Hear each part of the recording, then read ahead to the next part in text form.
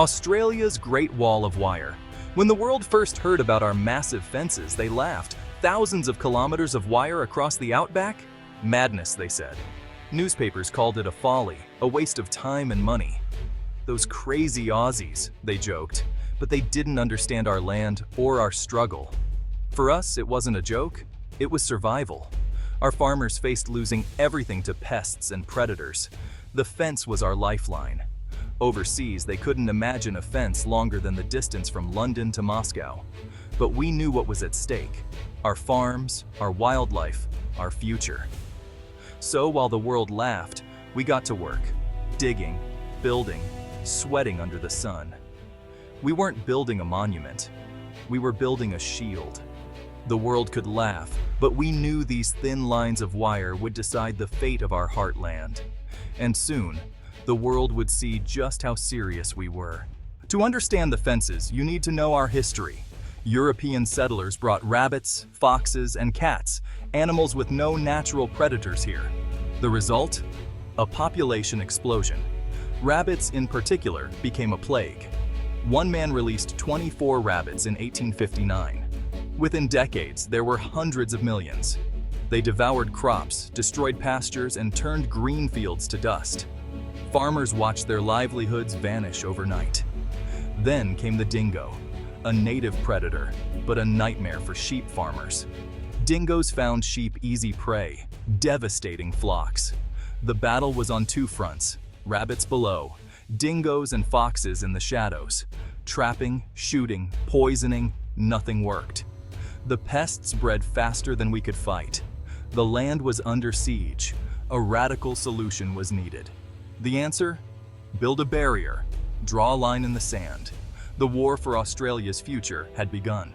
When all else failed, we built fences. The plan: create pest-free zones to protect sheep and crops.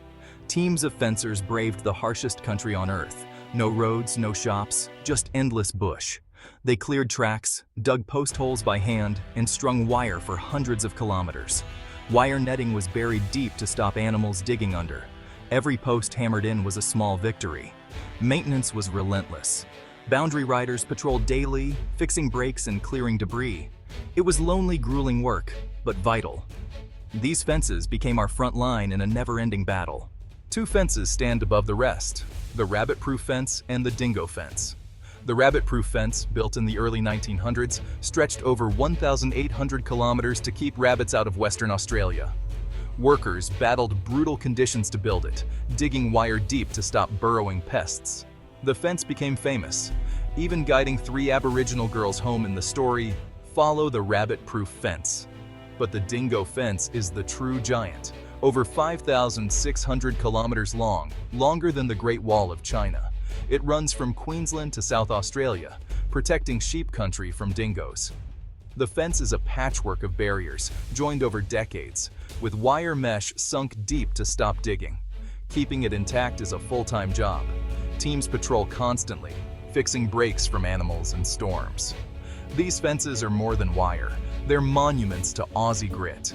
They mark the line between wild and tamed land, and they changed Australia forever. The fences transformed life in the outback.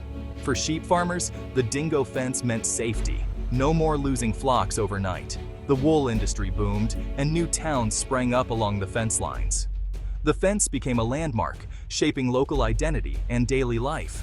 Kids grew up with the fence as part of their world. The land itself changed. On the sheep side, kangaroo and emu numbers soared, no dingoes to keep them in check. Overgrazing became a new problem. On the wild side, dingoes kept the ecosystem balanced. The fences also created jobs: boundary riders, mechanics, supply drivers. Some, like John Thompson, patrolled the same stretch for decades, becoming experts in the land. The fence was more than a barrier. It was a way of life.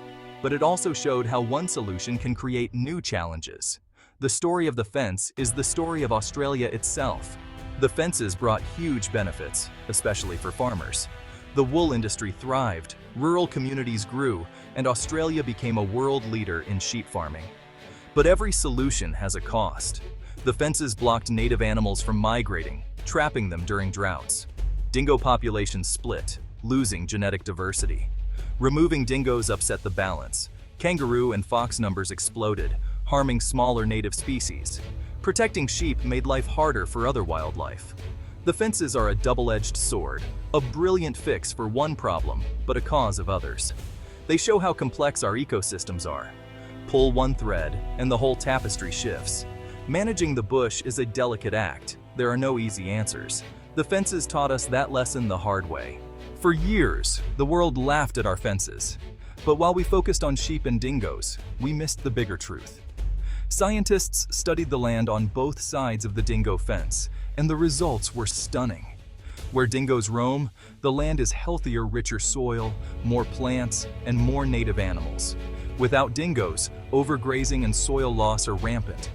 The dingo, once the enemy, is actually a guardian, a keystone species. The fence became the world's largest ecological experiment. Its real legacy isn't just protecting sheep, but proving that predators are vital for a healthy environment. As we face climate change and land degradation, this lesson matters more than ever. To save our land, we must save our predators. That's the true story of Australia's Great Wall of Wire.